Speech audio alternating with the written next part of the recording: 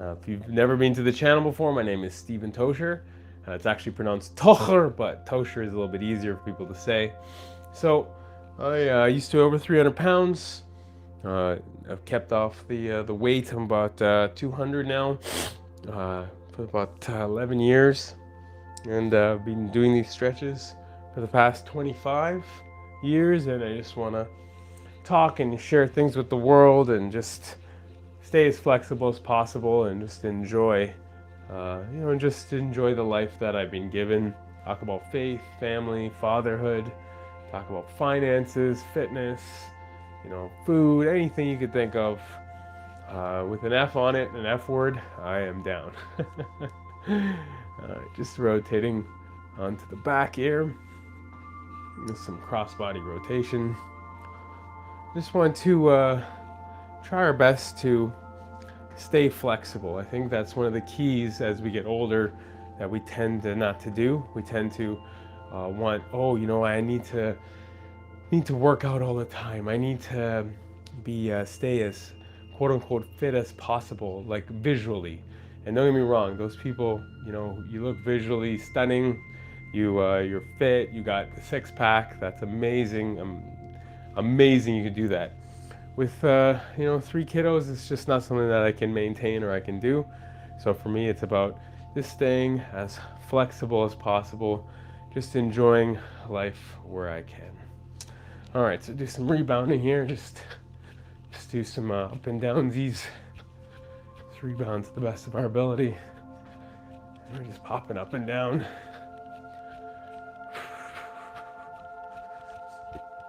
Oh. All right, now we're gonna do some high knees.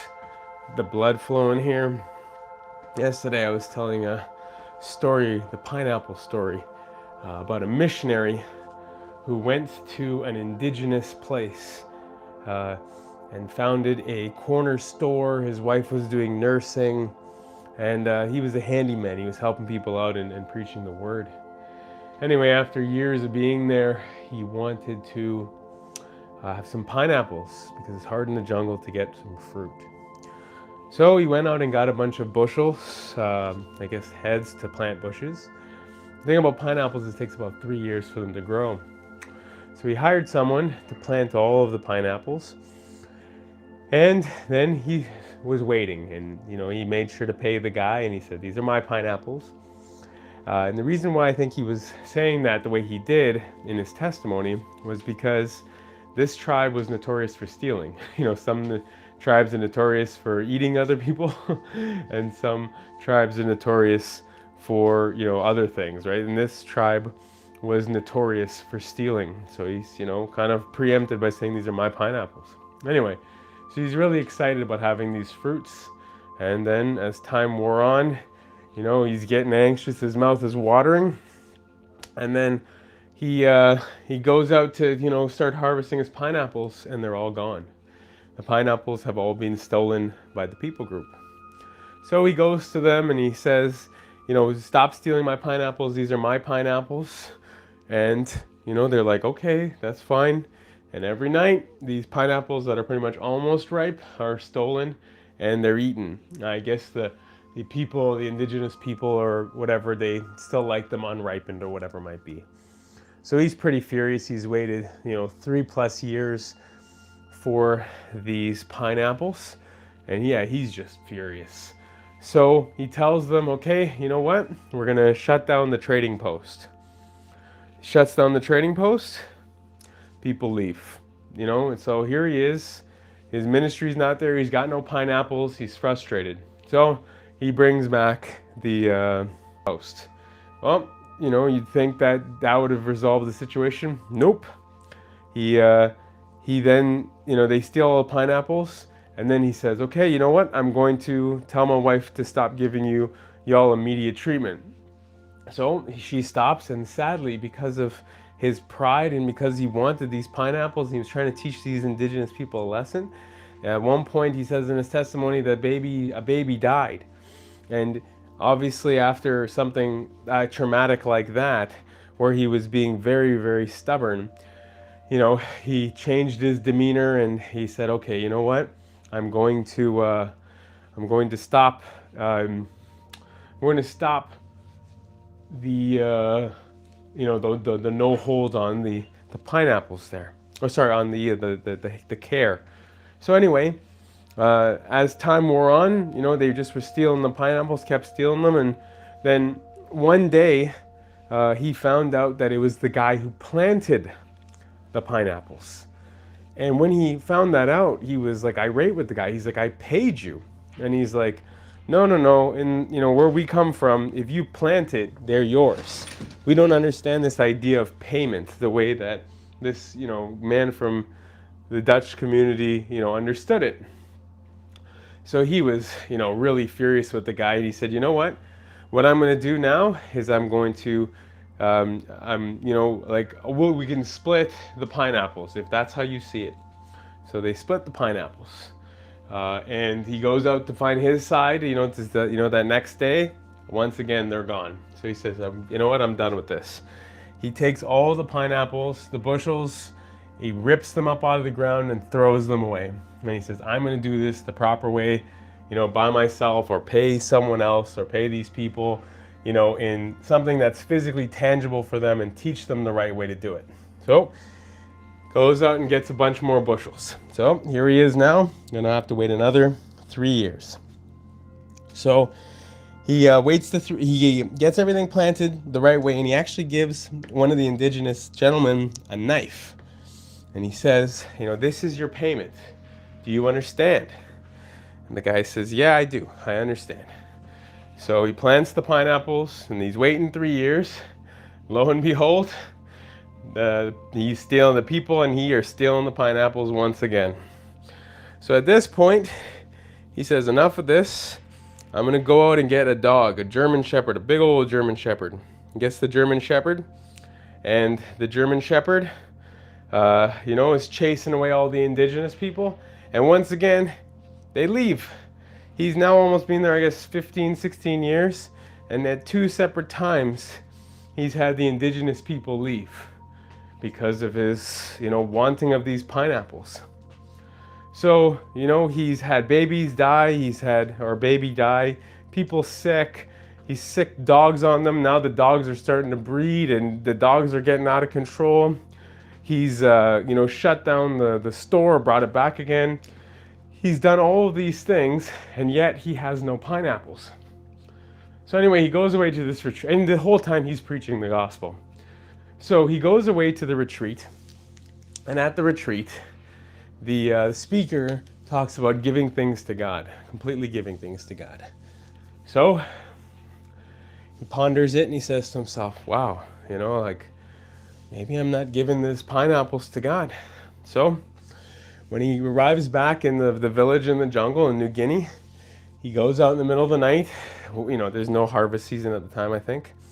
And he prays. And he says, "Lord, I'm giving you these..." Sorry, it's not the fact that it was in the harvest season. He didn't want the indigenous people to see him praying. I guess he wanted to do it in a state of posture of not being proud, or, not like praying over the, for whatever reason. So in his heart, he gives the pineapples over to God. And he gives them over, wakes, I think it was a few weeks, few months, still stealing the pineapples. And he's like, "God," he's like, you take me this far, I'm doing all this work for you, and I can't even have a piece of my own fruit. I can't have what I've planted, what I've brought together. I've given it to you, I don't know what to do. So time after, he just relaxes. He does have a heart change. He just says, whatever, the people are taking the pineapples, so be it. Can't do anything about it. So he says, "Here, take the pineapples, no big deal." Well, a few weeks later, so this is about probably 8 years into the process. A few weeks later, the people come up to him and they call him Tiwan, because in their language it means foreigner. And they said, "Tiwan," they said, "It's so nice to see that you're a Christian." And he goes, "What?" They say, "Yeah, it's so nice to see that you're a Christian." He goes, "What are you talking about?" They're like, "Well, all this time you've been preaching to love us, and to love your enemy, and to help people, and to not be angry. And only recently have you stopped being angry, and only recently have you really loved us, and only recently have you showed us unconditional love. And he like froze. He's like, what? And then it kind of dawned on him that in all of this, like this harboring, this holding on to, this not giving things to God, this whatever, people are going to do whatever to you. You just try your best. You protect yourself to the best of your ability. Sure, maybe stop the pineapples or whatever, stop the thing that for setting up boundaries in your life that people are going to hurt you or something. But are we actually spiritually giving things to God? And it broke him. And he said, well, because he had said to the indigenous people, he said, I have given it up. And so I think they came back a day or two later or whatever it was, and they said, T1, now that you're a Christian, we wanted to know who you gave the pineapples to. And so he said, well, I gave them to God. I've given my heart and my feelings and my thoughts and these pineapples to God. And at that point, the indigenous people who were understanding his preaching now even more, and he's living it out, now they're like, whoa, if this is God's, we're not going to steal from God. So all this time, he hadn't given it to God. The indigenous people are watching him, and he's failing to live it out properly, his life, his spiritual life. He's failing to love unconditionally, help people. And of course, there's nothing wrong with boundaries and stopping people from stealing and the law and everything else that goes along with that. But in his heart, the lesson that I think God was teaching him was that he needed to give everything to God.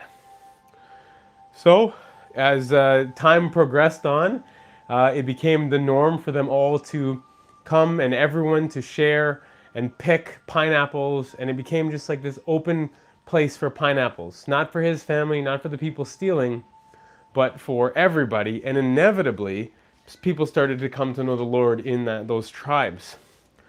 Now, what was really interesting is that later in the book, he shares that his son almost died.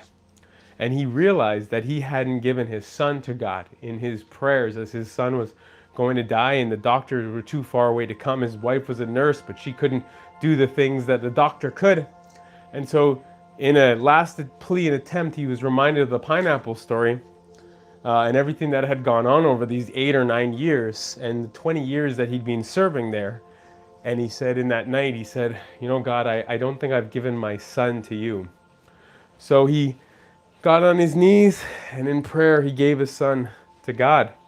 And later that night, his fever broke and his son's life was spared because he had been sick for a long time, probably had lost a lot of fluid, a lot of weight, and maybe he could have died.